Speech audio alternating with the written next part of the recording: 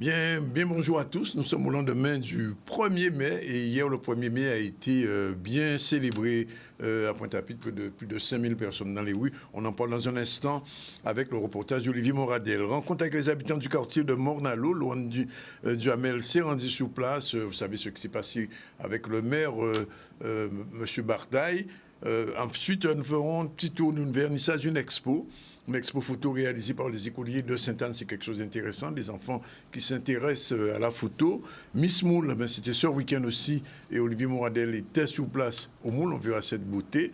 Et puis, on fera un petit tour à la Foire de Paris, puisqu'à la Foire de Paris, il y a un stand de la Guadeloupe, et le président de la Foire, le président de la Chambre des métiers de la Guadeloupe était sur place. Le reportage est de Maurice Cessé. Nos invités, dans un instant, nous aurons Michel Mado, qui est président de la commission de développement culturel de gestion du patrimoine. Il va parler de Fort en famille, mais pas que, puisque le conseil départemental a toute une série de manifestations culturelles qui débutent avec le mois de mai. Ensuite, on va recevoir Mira Trival-Follet, elle est cofondatrice et responsable de communication de Sebouma.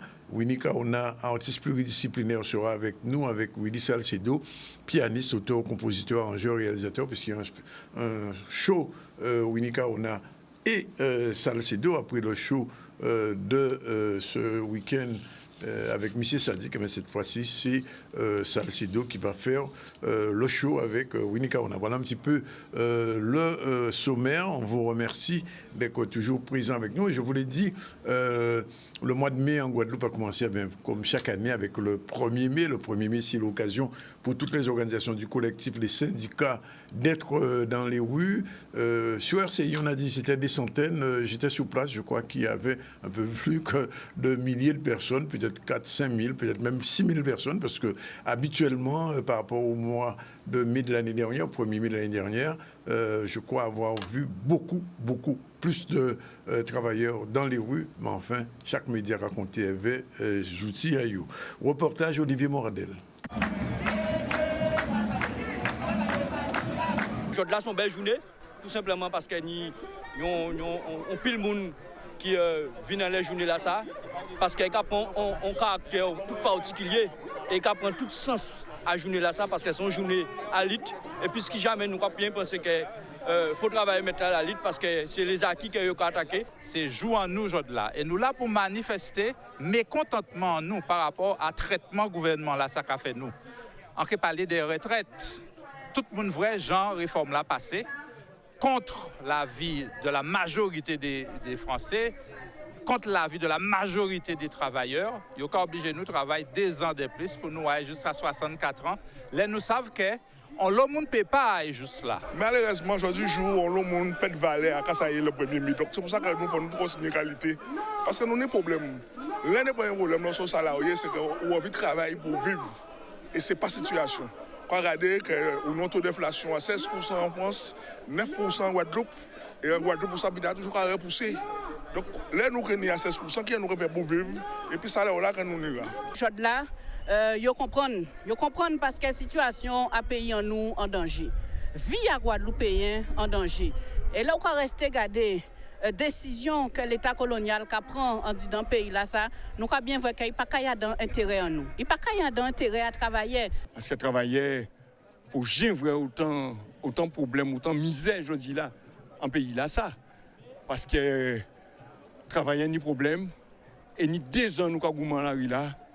Pour réintégration à camarades de nous. Et 1er mai, contrairement à ça qui marque ce calendrier fait du travail, c'est commémoration à la lutte, commémoration à la Journée internationale des travailleurs en lutte. Et c'est grâce à ça que les camarades qui avant nous gagné les 35 heures, gagné les 8 heures et gagné aussi les congés payés. Et c'est pour ça qu'elle nous a porté force et c'est pour ça qu'elle nous mobilise.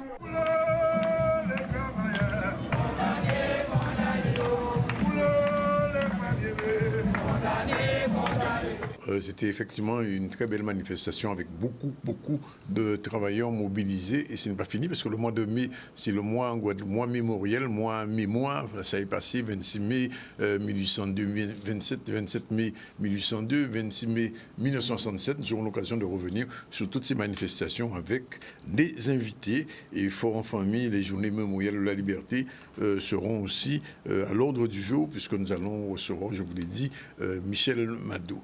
Rencontre avec les habitants du quartier de Morne-à-l'Eau, loin du Hamel, s'est rendu sur place. Vous savez que le maire a été traumatisé par ce qui s'est passé. Il a été, semble-t-il, jeté à l'eau, poussé à l'eau, en tout cas par des jeunes. Qu'est-ce qui s'est passé réellement? Est-ce qu'on espère avoir plus de précisions? On sait déjà que l'association des maires de la Guadeloupe s'est portée partie civile et le maire même, M. Barda, a décidé de porter plainte. On aura un petit peu plus d'informations sur ce qui s'est passé. Pour l'instant, on retourne à Morne-à-l'Eau avec les habitants du quartier.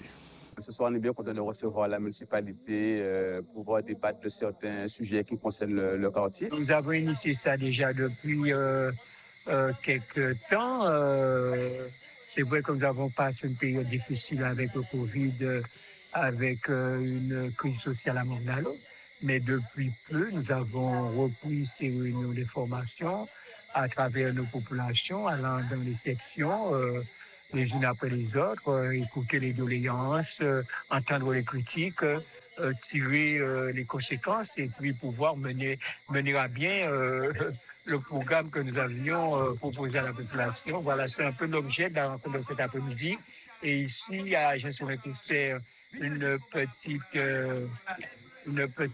section, je crois qu'il y a du monde et que c'est très animé. Ça nous a vraiment permis d'échanger et de savoir ce qui se passe dans le quartier, les évolutions qui vont avoir lieu, parce que ça fait un moment qu'on n'est pas toujours au courant de ce qui se passe, parce que moi, je travaille pas sur place, j'habite Morne-à-l'Eau, mais je travaille à Bastia, ce qui fait que je suis pas toujours au courant des événements qui ont lieu à Jean-Soleil, et cette rencontre nous a vraiment permis d'échanger avec les personnes de la commune pour pouvoir faire les avancées dans les choses.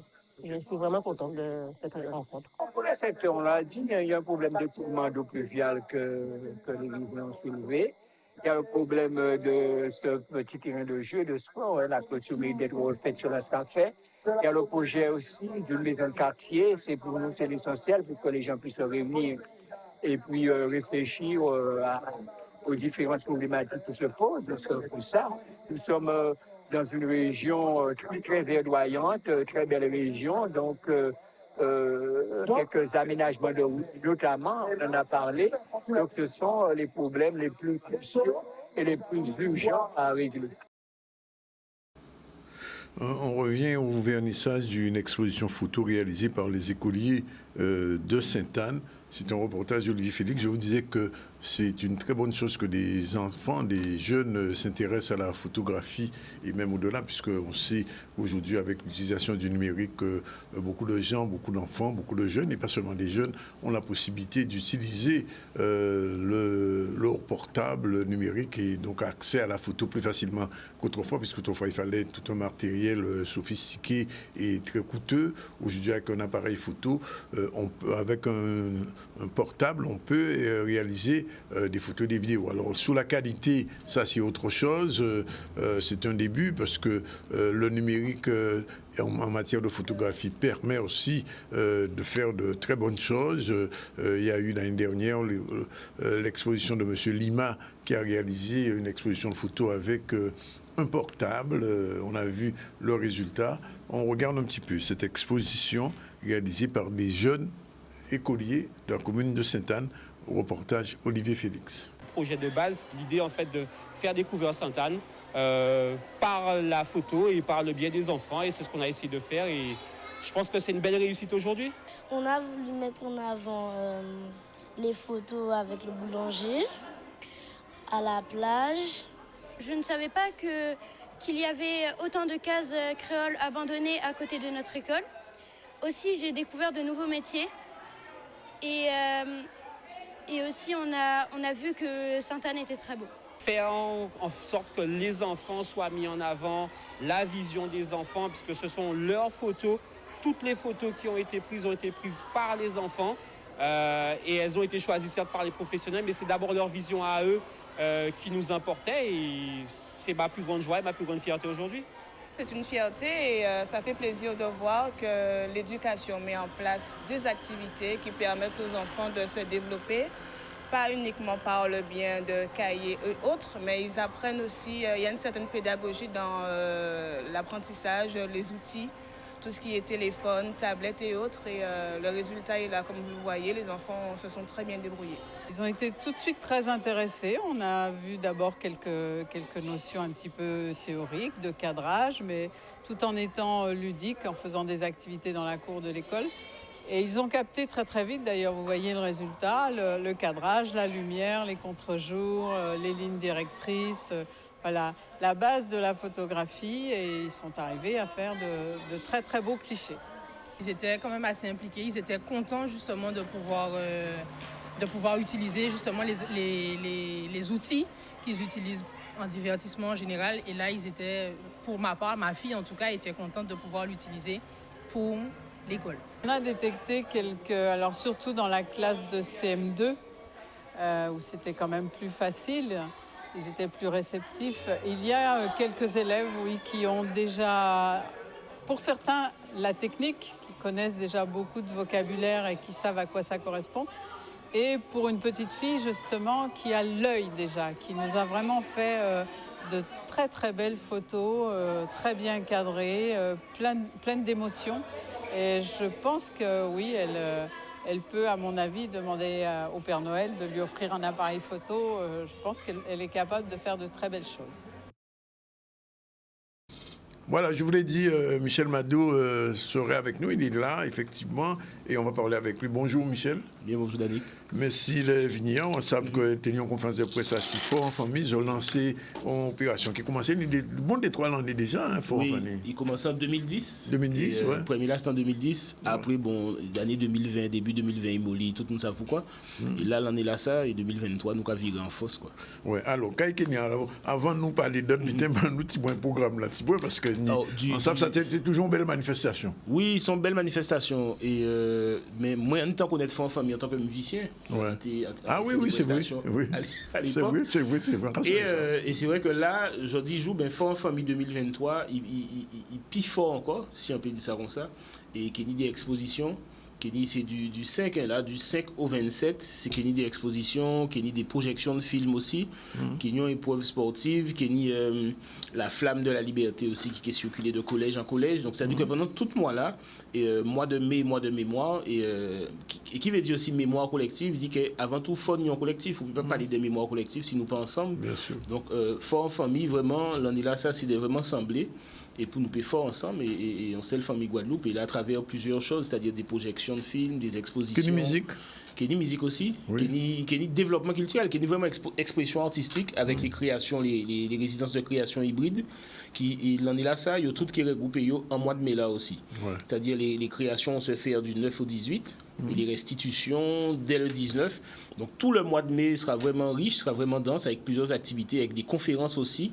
Et c'est pour cela que nous commandons chaque monde vraiment prend connaissance à ce programme-là et qu'il y ait des différentes relances. Programme-là, j'adhère. Oui, j'adhère. Assisté à le département, conseil départemental.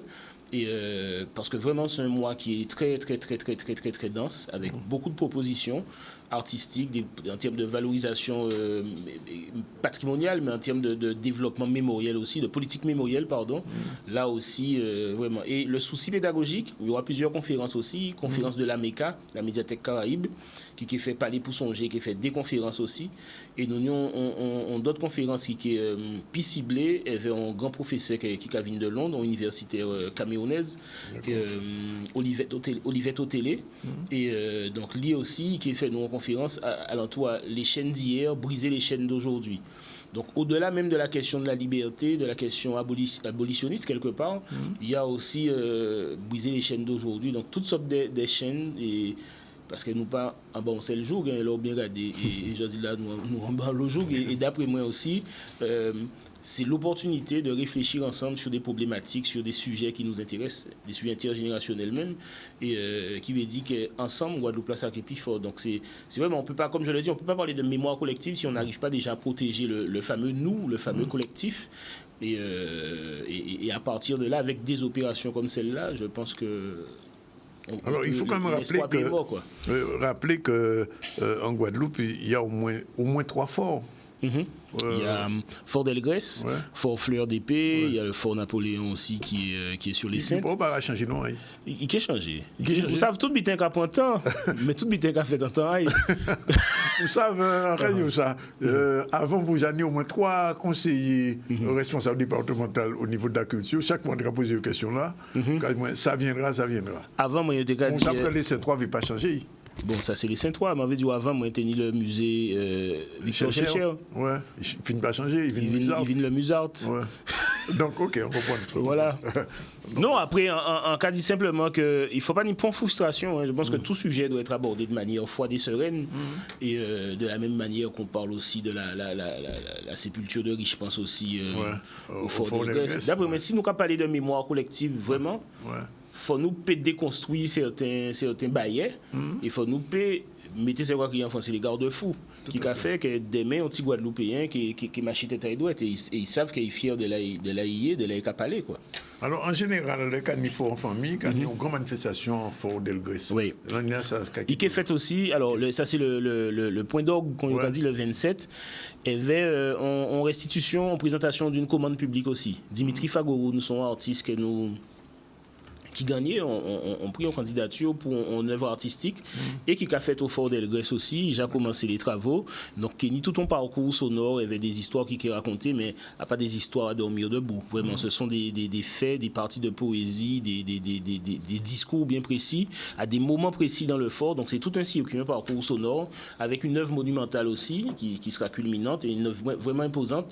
En Pékin Diplis, en Kélécé Guadeloupe, il y a un ville le 27. Donc, c'est que le 27. Le 27. Ouais. Et il y aura un grand concert et final aussi, où là aussi la question mémorielle a été abordée autrement, c'est-à-dire ne pas se cloisonner uniquement sur des questions de revendication identitaire aussi, mais aussi imposer l'identité aussi avec Chris qui est en concert aussi, qui est Nitania Saint-Val aussi, le matin qui est en cérémonie protocolaire, il y avait des mondes consonnis troupés, Christian Laviso, Eric Dalphaz et Stella Moutoussou.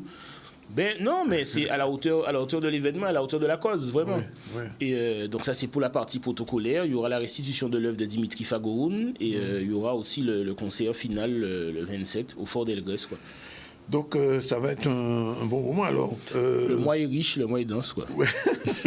Alors à la Ramée, je sais qu'il y avait des résidences. Oui, il y aura encore une résidence. Donc c'est-à-dire que c'est vraiment ça. L'année là, ça a nous décidé des lianés, tout ça qui est résidence de création, et vers les cérémonies mémorielles, et vers les différents temps forts que nous niquons, c'est les conférences, les expositions et les projections de films.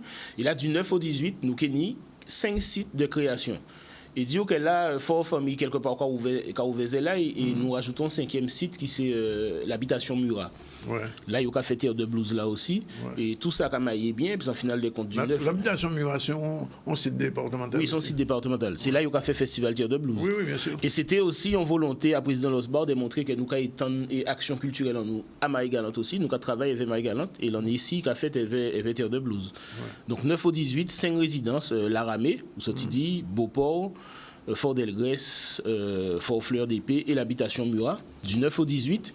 Et dans la foulée, nous avons fait 5 restitutions à ces résidences-là aussi. Donc, c'est pas moins de 54 artistes, d'après ce qu'on retient, 54 artistes sur 84 candidatures, donc c'est très bien.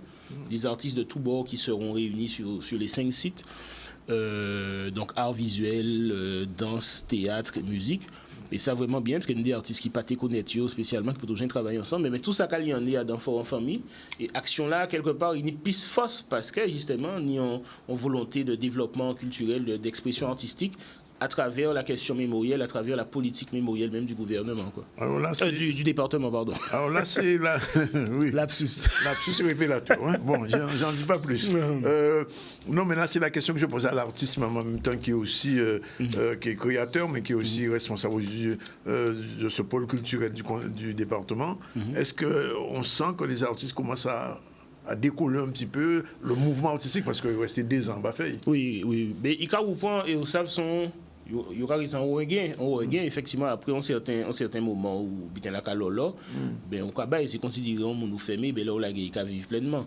Bon, ça qui est essentiel c'est que nous peut pas fermer là on peut pas fermer. On peut tenter de diriger mais on peut pas fermer là on a toujours qu'à gagner.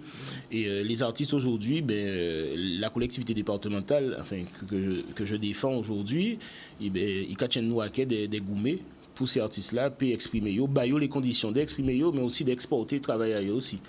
Et à l'issue de ce mois de mai, à l'issue de ces restitutions, le projet, c'est que aussi les différents sites qui proposaient un travail, que nous pouvons travailler l'autre bord, qui c'est en France ou d'autre côté, à travers les différents réseaux institutionnels que nous n'y quoi. Alors, nous avons peut-être en rapport sur cette question-là, parce que son information qui était circulée à l'époque des forts en famille, son lionnage avec les autres forts qui en Caraïbes. Là. Alors ça a fonctionné tout. Oui, nous avons bien avancé sur ça. Donc, son projet Carifort, tous les forts de la Caraïbe, et aussi là, ni Saint-Martin, ni Saint-Kitts, ni Antigua, ni Cuba, ni Haïti aussi, ni Martinique. Donc là, nous avons fait Martinique, Fort Martinique, nous avons fait Cuba, nous avons Cuba aussi, son délégation cubaine qui vient ici. Nous sommes Antigua, mois passé, avec Saint-Kitts aussi. Donc là, il a manqué Porto Rico pour nous ouvrir aussi, il a manqué Saint-Barth. Ça encore, c'est un réel projet qui peut-être qui prend plus ballon encore dans Fort Famille 2024. C'est le fait que tous les forts de la Caraïbe soient reliés entre eux, ça crée des interconnexions. Ça fait aussi qu'on peut profiter d'expériences en d'autres contrées. C'est-à-dire que les nous, à Antigua, nous voyons ces messieurs et concevoir la question mémorielle, la question de la mise en esclavage. Oui, vraiment. Porto Rico aussi, en fait. Porto Rico aussi, et Saint-Kitts aussi, mais ces messieurs, la question même de la mise en esclavage a été plus ou moins réglée. Et ils ont accepté cette question mémorielle et ils ont maintenant aujourd'hui une vraie démarche identitaire à travers cela. Et donc forcément, il y a tout un business plan aussi, il y a une vraie politique économique derrière aussi, et qui fait que lorsque tu vas sur le musée, effectivement, il y a l'aspect économique, que tu vas dans le fort, que tu visites, effectivement, tu payes pour certaines choses, mais en tous les cas, la question mémorielle, la question identitaire, elle est très forte dans ces îles de la Caraïbe. Il nous appartient aujourd'hui, même si nous toujours entre la France et la Guadeloupe même, mais ils savent que ni ça quitte en nous, ni passé en nous, ni là nous bisons vine aujourd'hui là nous bisons arriver aujourd'hui là aussi.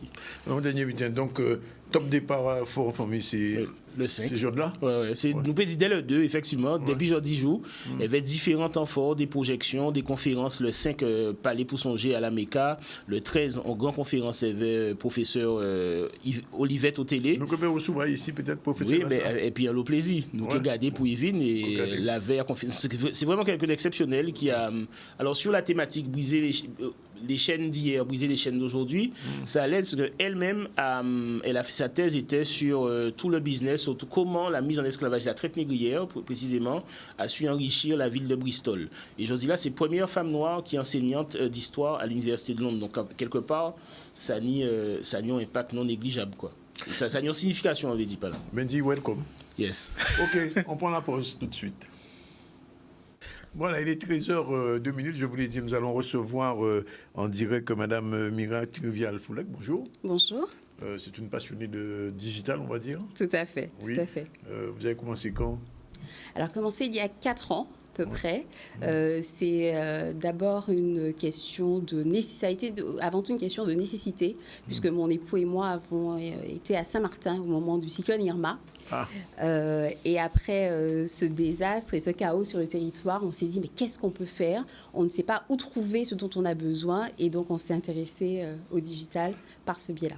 Alors c'est à ce moment-là vous décidez de créer Kobe One. Alors expliquez-nous un peu Kobe One, qu'est-ce que c'est? Puisque bon, c'est une application, mais une application pourquoi, pour qui et comment?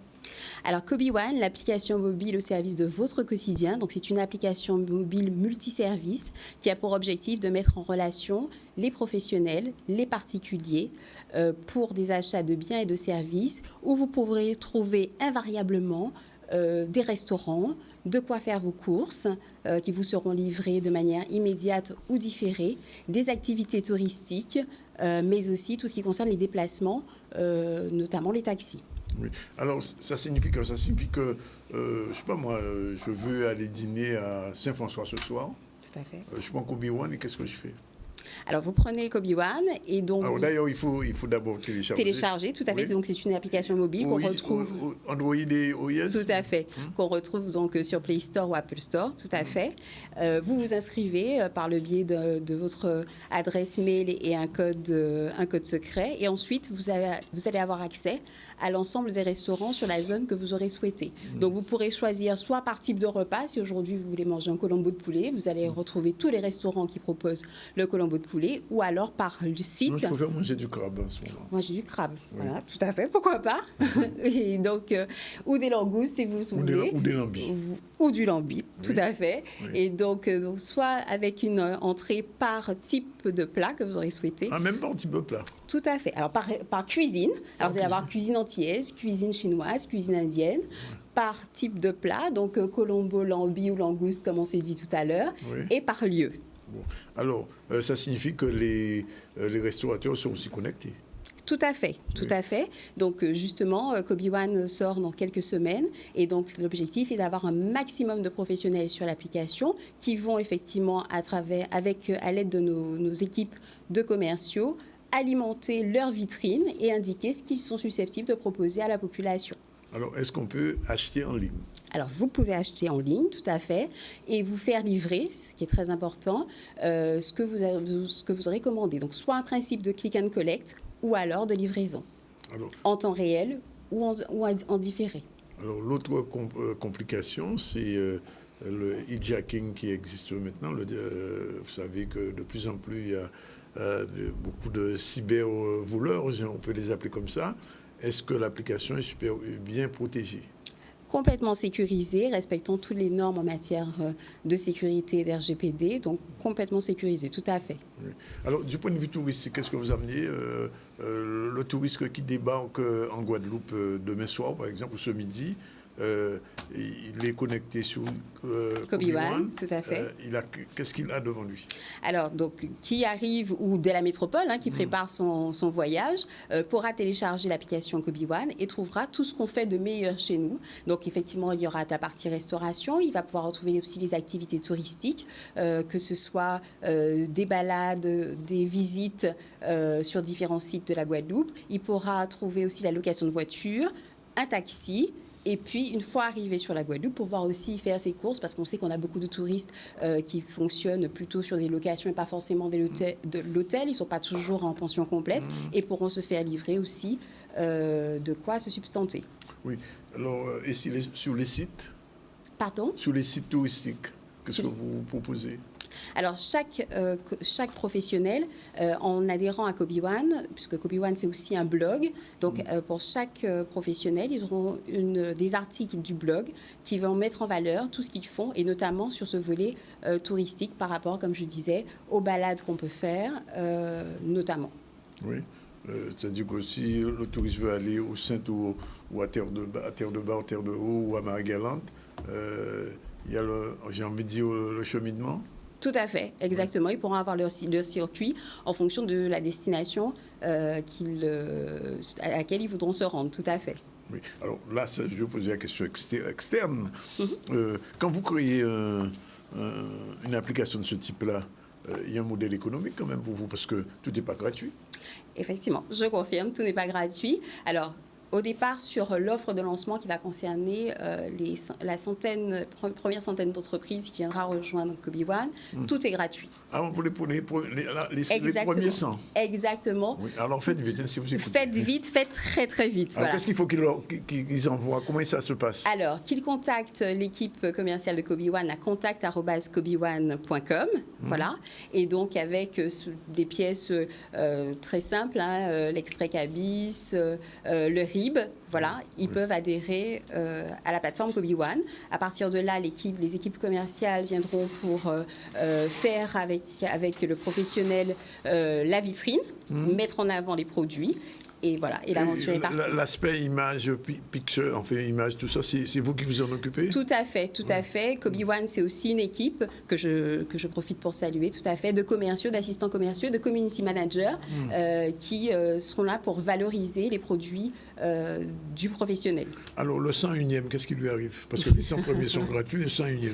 Alors, le 101e, il va avoir un abonnement. Alors, on tait pour le moment les tarifs, mais un abonnement. Et sinon, vous parliez du business model de Kobe One. En fait, l'application se rémunère sur la base de commissionnement pris aux ventes réalisées sur l'application. Sur l'application. Tout à fait. Bon. Donc l'application, alors l'inauguration officielle, c'est quand? L'inauguration officielle, alors on laisse le temps tout dernier que d'arriver, ça prend un petit peu de temps. L'inauguration officielle est prévue pour la 3e semaine du mois de mai, le temps pour nos équipes de finaliser les dernières vitrines. Oui. Donc, c'est en train d'être bouclé. Oui, l'application est déjà sur les stores. Mais pour l'instant, tout à fait, elle est déjà présente sur les stores depuis la semaine dernière. Donc, vous pouvez d'ores et déjà la télécharger. Le téléchargement est gratuit? Complètement. Oui. Complètement. C'est complètement gratuit pour les utilisateurs. Oui. Et donc, tout va bien. Pensez que... Bon, je pose la question parce qu'il y a beaucoup d'applications qui ont commencé puis qui ont disparu. Quelle est la marge que vous donnez pour... pas finaliser, mais pour être sûr que ça va fonctionner? Ça tient essentiellement des professionnels. L'objectif, c'est qu'il y ait le maximum de professionnels qui nous rejoignent, nous permettre de gagner un maximum en visibilité. Nous avons fait une étude de marché, ce sont plus de 130 000 personnes qui seraient prêtes d'ores et déjà à la fois à télécharger et à utiliser l'application Kobe One. Donc j'ai presque envie de dire, il n'y a plus qu'à. Ensuite, nous avons la volonté à court terme de pouvoir partir dans les îles, Saint-Martin, et même au-delà, et dans la Caraïbe. Et tout à fait, et dans la Caraïbe, complètement. Kobe One est déjà en 7 langues. Oui. Ah, c'est en 7 langues? C'est déjà en 7 langues. C'est quoi ces 7 langues? Alors, en anglais, en allemand, en italien, en portugais, voilà. Oui, en français quand même? En français, bien sûr. Oui, pas encore en créole? Pas encore en créole. Oui, parce qu'il y a des Haïtiens qui peuvent venir. Tout à fait, tout à fait. Bon, c'est un bon projet, de votre point de vue? Pour moi, c'est un excellent projet. Ce n'est pas qu'un bon projet, c'est un excellent projet. L'objectif, c'est vraiment de pouvoir fédérer. Et comme j'ai eu l'occasion de le dire, plus que de vendre la destination Guadeloupe, puisque les offices du tourisme, le CTG font extraordinairement bien, c'est de vendre le produit Guadeloupe. Voilà. Qu'est-ce qui fait aujourd'hui la différence? C'est que nous avons des personnes qui arrivent sur le territoire et qui, malheureusement, faute de digitalisation de nos commerçants, ne savent pas toujours où trouver, à quel moment, voilà, exactement, et à quel moment trouver ce dont ils ont besoin. Ça veut dire que les gens qui nous regardent, puisque notre émission est vue en France en ce moment, tout à fait, oui, peuvent déjà se connecter. Complètement, et au-delà de se connecter, pourront aussi commander, notamment pour leur famille, les services. Effectivement, nous avons pas mal de personnes qui sont en métropole et qui peuvent, à distance, pouvoir commander des services pour leur famille sur la Guadeloupe. Tout à fait. Pareil, nous avons un partenariat avec des transitaires, donc pour les habitants des îles du Sud aussi, pouvoir commander sur Kobe One et se faire livrer directement chez soi à Marie-Galante, ce qu'on aura commandé.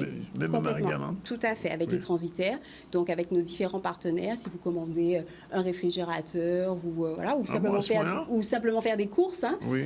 Donc vous pourrez recevoir directement chez vous sur Marie-Galante. Donc aussi une application créatrice d'emploi, puisque de fait, il faudra qu'on ait des livreurs sur Marie-Galante pour vous permettre de recevoir votre produit. Et cette fois-ci, Mira, s'il y a un cyclone, vous saurez comment réagir? Assurément, vraiment. Tout à fait. On saura quoi faire.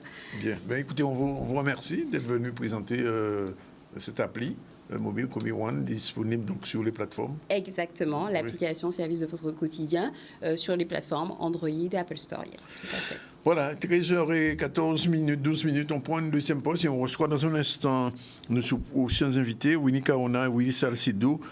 Avec eux, on va parler de musique puisqu'il y a un concert qui est prévu. Je ne sais pas si les concerts sont sur Kobe One? Non, pas encore. Mais effectivement, on pourrait imaginer d'avoir la billetterie tout à fait. Il y a une billetterie sur Kobe One? Non, mais on pourrait l'imaginer, effectivement, ça fait partie tout à fait des prestations qu'on serait susceptible de pouvoir proposer. Tout à fait, tout à fait. Et peut-être que comme on vit maintenant avec le portable. Exactement. Mais effectivement, c'est quelque chose à creuser. Merci. Merci à vous. À très bientôt. À très bientôt. Merci à vous. Merci la Guadeloupe. On prend la pause. Voilà, nous sommes de retour. Je vous l'ai dit, on va recevoir dans un instant M. Christian Christian. Non, pas Christian. Monsieur Salzedo. William, on dit bien, voilà ça. On va dire oui, Salzedo, oui, Salzedo. Et Madame Winnie Kaona, bonjour. Bonjour. Merci d'être avec nous. On va parler tout à l'heure de votre spectacle qui aura lieu à Basse-Terre. Pour l'instant, on revient à l'actualité. L'actualité, c'est la foire de Paris. Et là-bas, les commerçants guadeloupéens, mais des artisans surtout, se sont mobilisés comme chaque année. Et devant la caméra de Maurice Cessé, on regarde.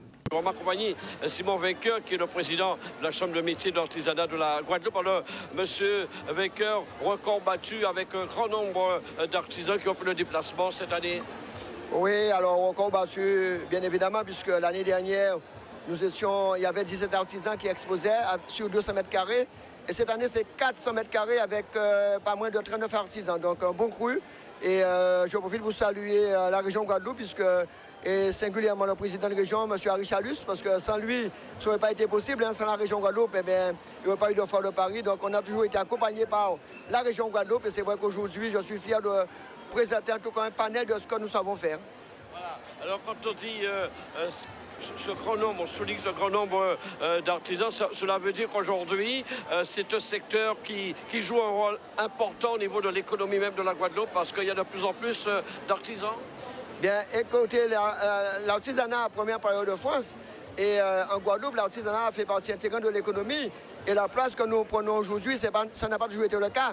Mais vous savez très bien que depuis notre arrivée à la gouvernance, et je le dis souvent avec M. Franck Lasserre, nous faisons un duo de choc. Et nous sommes en train de remettre les choses à leur place et de rétablir, je dirais, la visibilité que la Chambre de métier doit avoir dans le pays qui est la Guadeloupe. Donc aujourd'hui, les institutions nous accompagnent, les collectivités nous accompagnent. Eh bien, la Chambre de métier grandit tous les jours.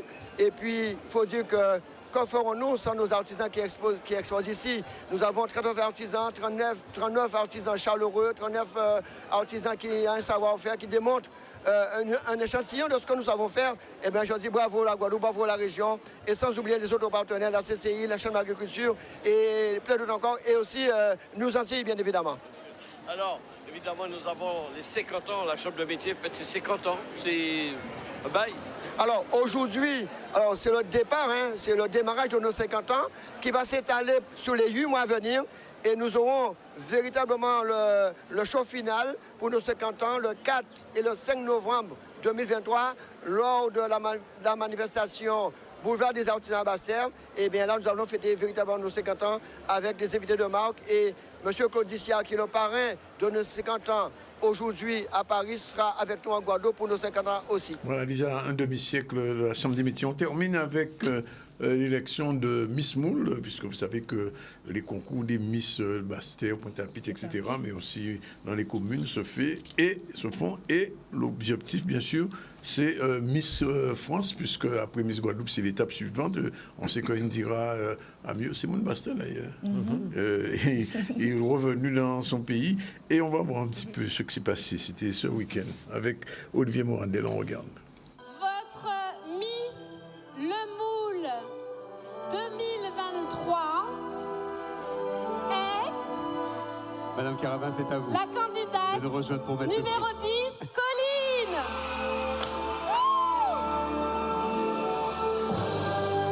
Et la première dauphine, Naïma Luce. Beaucoup d'émotions, vraiment beaucoup de joie.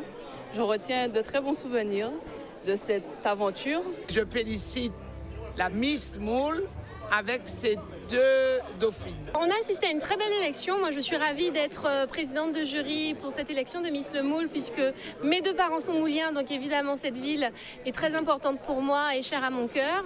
Et c'était très intéressant puisqu'il y avait un thème qui était les déesses du patrimoine. Donc ce soir, on a voyagé à travers toute cette ville du Moule, redécouvrir toutes ces richesses du patrimoine. Et nous avons ce soir élu la candidate numéro 10, Colline, qui sera, je suis sûre, une très belle ambassadrice pour la ville du Moule. Comme je l'ai dit lors de mon discours, je souhaiterais améliorer justement l'accès à certains établissements aux personnes à mobilité réduite. C'est pourquoi je souhaiterais proposer un certain nombre d'actions en collaboration avec les différentes parties concernées visant justement à ce projet.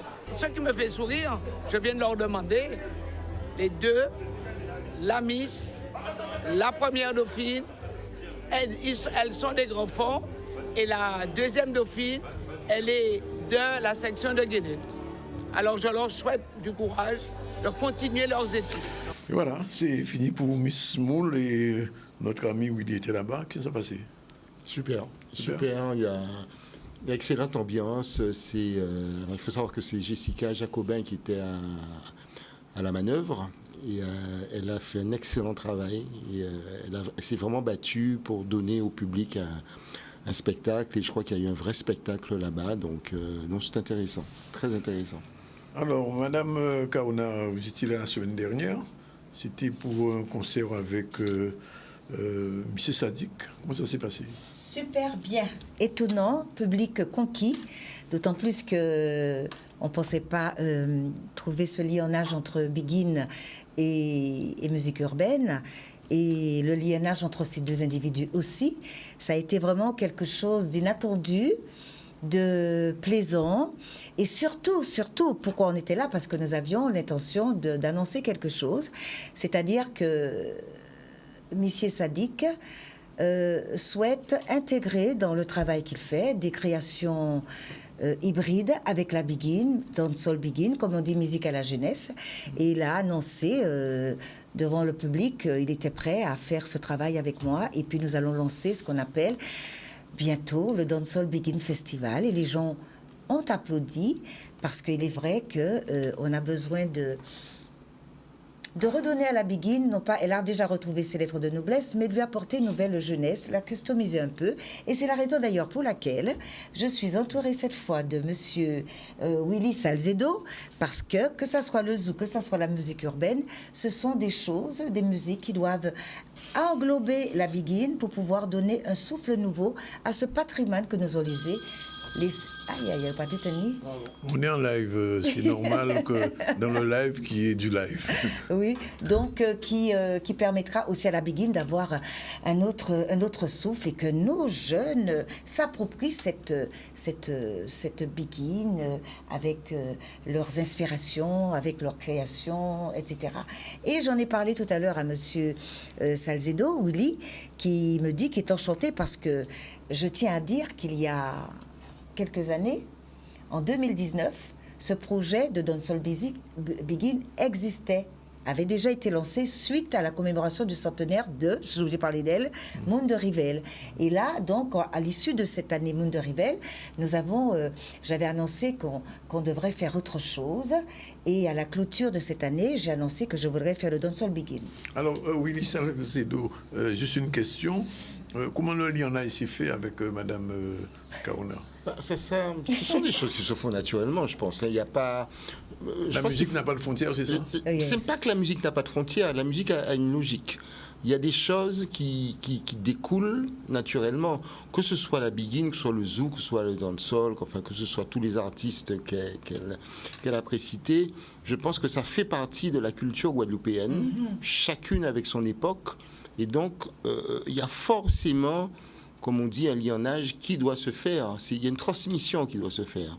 Et on doit trouver justement l'articulation entre tout ça pour qu'on reste justement dans une logique culturelle.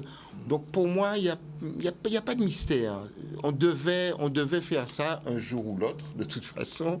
Et puis, ça se trouve que ça se passe maintenant parce que ça doit se passer maintenant. Et c'est très bien. Exactement. Et c'est très bien. Et j'étais un peu... Excusez-moi, j'étais quand même assez surprise quand je t'ai dit... je te parlais de ça, tu m'as dit... Mais j'ai été le directeur musical de Sadik pendant 2 ans. Ouais. Et je suis ravie de vous retrouver. Je ne t'ai pas demandé conseil, ni lui. Et finalement, on va se retrouver. Je pense que la trilogie sera parfaite. Bien sûr, et que nous allons pouvoir faire quelque chose. Et jamais... J'ai retrouvé l'article, le dossier qui était fait il y a déjà... Depuis 2019, la rencontre Dancehall et Begin, un festival qui offrira à la Guadeloupe des visions culturelles jamais exprimées. Et messieurs, je pense être bien entouré. Je vous ai bien choisi, toi et Sadik. Alors, musicalement, comment ça va se mettre en place puisque, bon, on te connaît tes variations musicales pianistiques. Comment ça va se mettre en place réellement pendant ce concert de Bastère? Parce que c'est à Bastère, il faut dire que c'est à Bastère où ça va fait. Oui, ça va se passer à Bastère. Ben là, on va... déjà, moi, je vais donner la réponse bateau. Venez au spectacle, vous allez voir.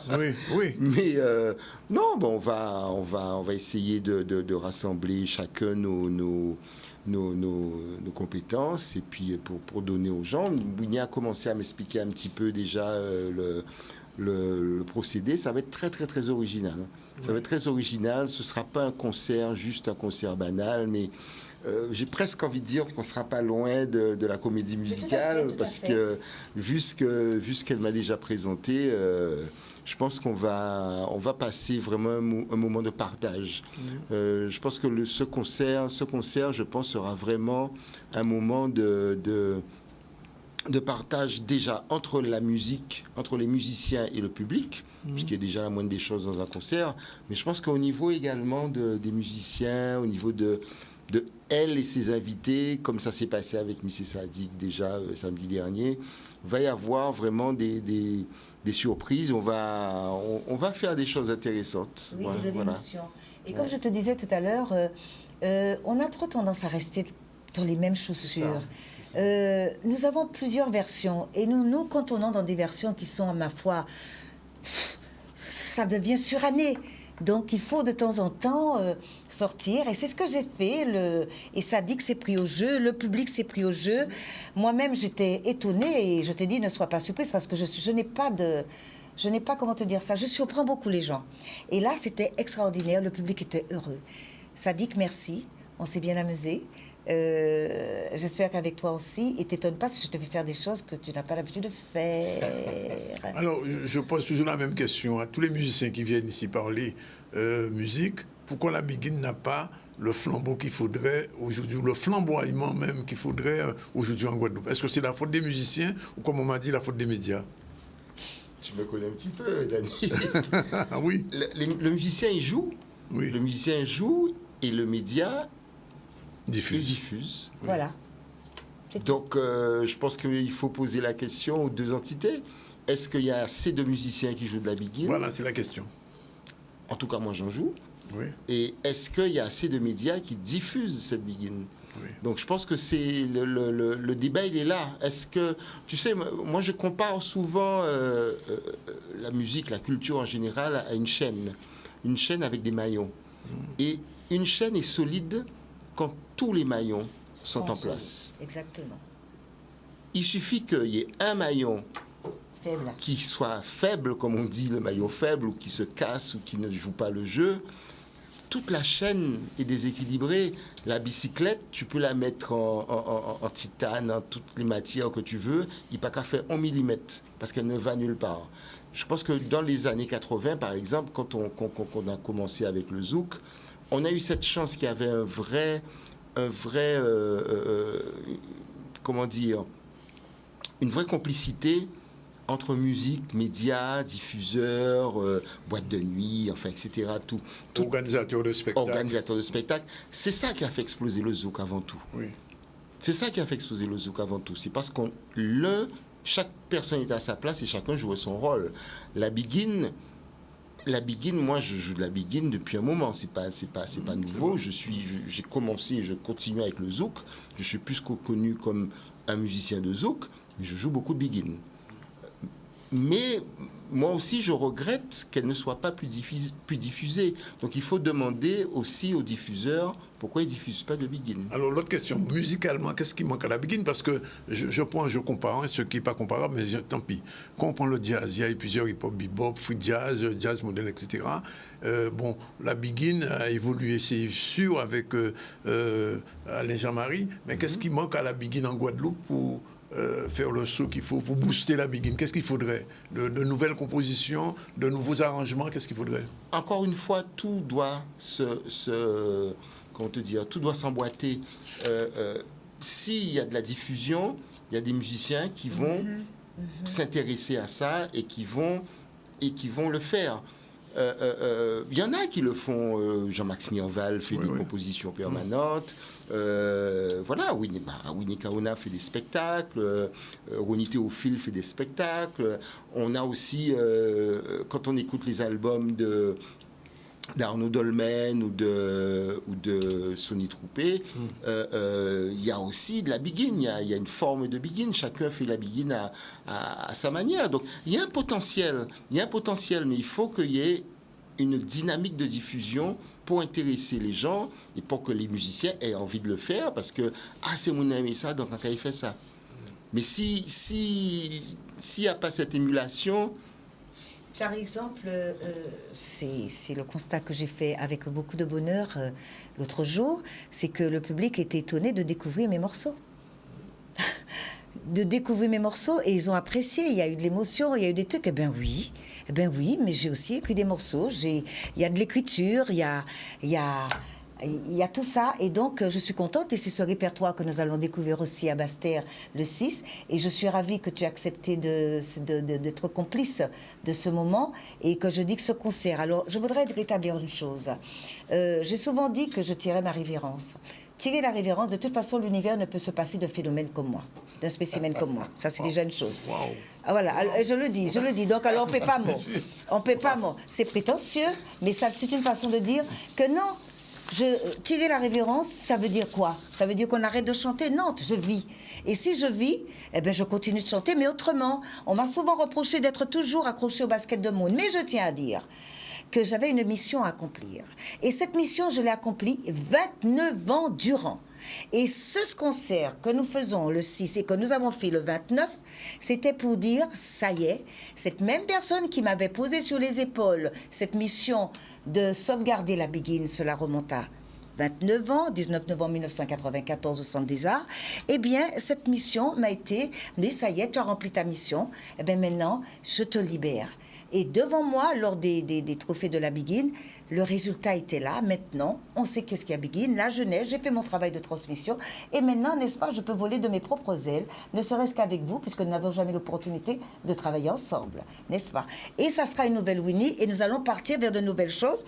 Dancehall, la rencontre Dancehall et biguine, mais aussi la rencontre, une nouvelle naissance avec Winnie. Il y aura un festival Zouk biguine aussi, c'est ça? Mais bien sûr, monsieur. Mais je pose la question. Mais bien sûr, tout ça, ça va rentrer dans le truc dancehall, biguine, zouk, tout va se mélanger. On va pas faire des trucs à part. Il y aura plus de frontières. Ça sera beau, tout simplement. Alors, l'autre jour, j'ai reçu dans Probe ici, avec Winnie Kaona, qui disait que, je te dis ça parce que tu es musicien, que la connexion jazz et biguine il y avait une proximité. À un certain niveau, oui. Quand on écoute... Alors, qui c'est qui a l'initiative de cette couleur biguine jazz? On a eu en Martinique Marie Scultier, on a en Guadeloupe Alain Jean-Marie, qui est très, très, très proche du bebop. Ouais. C'est ça qu'il disait. La manière de jouer la biguine, ce qu'on appelle la biguine jazz, c'est vraiment du bebop. Quand on écoute Mario Canonge ou quand on écoute donc les pianistes actuels, mais quand on écoute Alain Jean-Marie ou Marie Scultier, c'est très proche du jazz, du bebop. Il ne faut pas oublier qu'il y avait une proximité avec la Nouvelle-Orléans à l'époque. Oui. Donc c'est pas surprenant. Maintenant, je pense que la biguine, il faut, entre guillemets, la dépoussiérer. Continuer avec ce rythme. Maintenant, moi, je suis content que M. Sadik soit dans un projet comme ça, parce que ça permet justement aux jeunes d'apporter une autre approche de la biguine. La biguine doit persister, doit continuer. Absolument. Après, avec son époque. Je crois que c'est ça qui est important. Moi, je fais de la biguine par rapport à mon époque, mais aujourd'hui, si je vois des jeunes, que ce soit Urbana ou Sadik ou autres, faire de la biguine ou Admiralty, ce serait génial. Ouais. Ce serait génial qu'ils apportent leur couleur, qu'ils apportent leur originalité, mais que la musique perdure, parce que la biguine est unique. Moi, qui ai l'occasion de jouer dans beaucoup de pays, quand je faisais des tournées et tout, les musiciens d'autres horizons sont assez curieux d'entendre ça et trouvent ça très, très, très, très joli. Donc il y a un vrai potentiel, au lieu de faire la musique de l'autre, faisons la nôtre pour l'exporter. Oui. Donc ça veut dire, Winnie Kiwauna, qu'il y aura d'autres créations en vue? Absolument, monsieur. Enfin, en matière de Begin, je parle. Enfin, de nouvelles Begin. Absolument, New Generation, je l'ai dit l'autre jour. Et on continuera comme ça. Et là, ce qui m'a plu, c'est que mon discours a été bien perçu par Willy. Et était aussi par Sadiq. Donc alors, qu'attendre plus, sinon nous mettre au travail pour que nous puissions lancer la première édition dans un an. Voilà, dans un an, parce que là, c'est déjà avancé. Et moi, le mois de mars, c'est un mois. On va peut-être chercher pendant les vacances. Mais nous allons déjà travailler, mettre en place l'équipe qu'il faut pour cela et avancer, parce que parole en bouche pas charge. Mais avec Winnie, moi, je vais toujours au bout de mes actions. Bien. Le rendez-vous est pris donc samedi 6 mai. C'est à Jérôme Cléry. Oui, nous allons à l'auditorium de Basse-Terre, Jérôme Cléry, à 20h. Et je tiens à dire que nous aurons une permanence de billetterie à partir de 14h samedi. Sinon, les gens continuent à acheter leurs tickets sur All Mall. Et je sais que les Bastériens ont hâte de nous retrouver et ce sera une très belle soirée. Et tous ceux qui n'ont pas pu venir sur Pointe-à-Pitre, d'ailleurs je sais que des gens de Pointe-à-Pitre iront là-bas, et d'ailleurs tu l'as dit, ça sera de l'originalité, ça sera un concert qui n'est pas un concert, ça sera, comme j'ai dit aux gens l'autre jour, je vous reçois dans mon salon. Et si je vous reçois dans mon salon, donc nous sommes tout à fait... Ok, le rendez-vous est pris. Voilà, en tout cas, il est pratiquement les 52, c'est la fin du ZCL. On va rappeler simplement qu'en début du ZCL, on a reçu Michel Mado, qu'on connaît bien, son musicien convoque, pianiste aussi. Mais là, il était en tant que président de la commission de développement culturel et gestion du patrimoine du conseil départemental. Il nous a parlé de ce qu'on appelle Fort en famille. Il y a eu un grand mouvement à Basse-Terre le 27, vous savez ça. On n'a pas moyen qu'à apprendre vous ça. Et ça a fait à Fort-Delgrès. Ensuite, on a reçu Madame Mira Trivial Follec. Elle vient de lancer une nouvelle application sur les réseaux qui permettra de se connecter sur pratiquement tout ce qui se fait en Guadeloupe en termes de restaurants, de commerce, etc., touristique. Avec Winnie Kiwauna et Willy Sad, Zedo, je précise, dit ça désormais de la Zocatan. On a pris le rendez-vous pour samedi 6 mai. Sinon, l'actualité, c'était la marche du 1er mai. C'était hier à Pointe-à-Pitre, plus de 5000 personnes dans les rues. Et les gens restent mobilisés, puisqu'on a vu les suspendus à la fin de cette manifestation se manifester et espérer que Yoko enfin reprend un travail. On le souhaite pour eux. On rencontre avec les habitants d'un quartier de Jean-Solin avec le maire de Mornalo. C'était juste avant sa chute dans l'eau. Vernissage d'une exposition photo réalisée par des écoliers de l'école de Sainte-Anne, des jeunes enfants qui font de la photo comme Will Salcido, parce que les gens ne savent pas que Will Salcido est un très bon photographe en Pharmacie. Et il va exposer pour l'instant. Il peut déjà exposer? Non. Dommage. Bon, bref, Miss Moule, on l'a vu, c'était ce week-end dernier, puis on a terminé avec un petit tour à Paris où la Chambre des métiers des artisans était présente, et encore présente, puisque la Foire de Paris, c'est chaque année pendant une semaine. Et le spectacle, on a envie de dire, des artisans de la Guadeloupe, ça mobilise beaucoup de Guadeloupéens qui sont là-bas, mais pas que, et ils sont régulièrement là-bas. Sinon, c'est fini pour aujourd'hui. On se retrouve demain à partir de 12h30 pour une autre série d'éditions.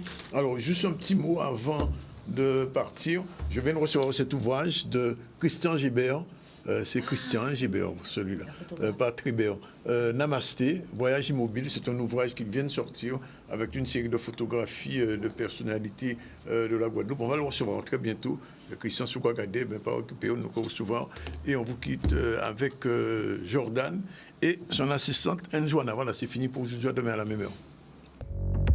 Découvrez Kobiwan, l'application qui vous permet de développer votre entreprise en un rien de temps. Kobiwan peut également faire de la communication via les réseaux sociaux pour vos produits ou services souhaités. Contactez-nous dès à présent pour valider en avant-première votre inscription sur nos plateformes Android ou iOS.